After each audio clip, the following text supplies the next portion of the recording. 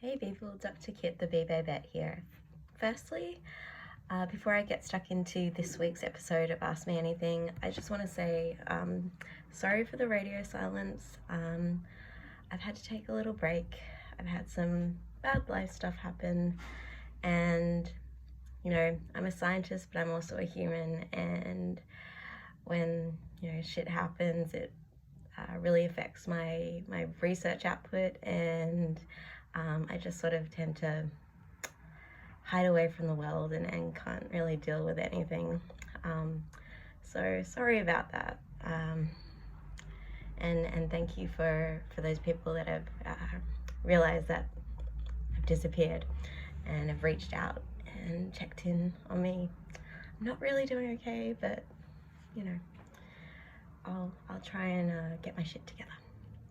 Anyway, we have this week on Ask Me Anything a question from Jenny Cheney, and she asks how do bees produce wax. Now, wax is not produced by all bees, it's only produced by the eusocial bees. So this is of course Apis bees. The most commonly known one is the European honeybee, Apis mellifera, but a couple of other Apis species, and also the Meliponene bees. In Australia we have 11 described species, and as my recent research has found, we've got a few undescribed ones as well, so hopefully we'll get around to describing them. Anyway, so they use the wax to build their combs and their colonies, and only eusocial bees live in bee colonies. Most bees are solitary or semi-social. So the eusocial bees in the family Apidae, they build their nests with wax rather than using other materials like the solitary bees. And in Apis mellifera, the wax is produced by epithelial abdominal glands, which means glands in their abdomen, and they're located ventrally on the third and sixth sternites. So sternites, if you see a bee's abdomen, is not just one whole structure, it's composed of compartments essentially, and the sternites are the name for the compartments on the bottom, and the ones on the top are called tergites. So they've got them producing wax on the third and sixth one. But the Meliponene bees, they also produce wax, but their glands are present dorsally on the tergites rather than the sternites. So that's how bees produce wax, and wax can be used for multiple purposes for humans. Recently, it's sort of had a comeback because we're trying to be sustainable, right? So beeswax, like cloths to cover up your food rather than using plastic, are a really good alternative.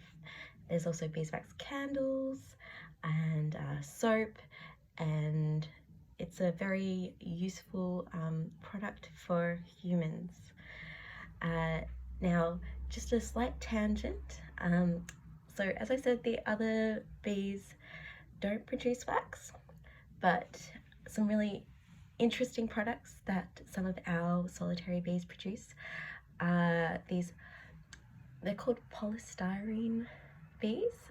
These are bees in the family Coletidae, and they produce a sort of cellophane-like polystyrene material that they line their nest with, and for the ones that nest in little cavities, the Hylaean bees, they seal up their nests with this. And there's been some cool research that's sort of started, and they're looking at synthesizing this material as an alternative to plastics. So a completely environmentally safe, biodegradable, bio-inspired alternative to plastics, inspired from the Hylaean bees. Alright, so that's this week's episode of Ask Me Anything with Dr. Kit the Bee Babette. If you have any questions you'd like to ask me, DM me on my Instagram at beebabette_performer. That's BEE.BABETTE _performer, and subscribe to my YouTube channel, the Bee Babette, for hopefully weekly videos about bee facts. Right, till next time.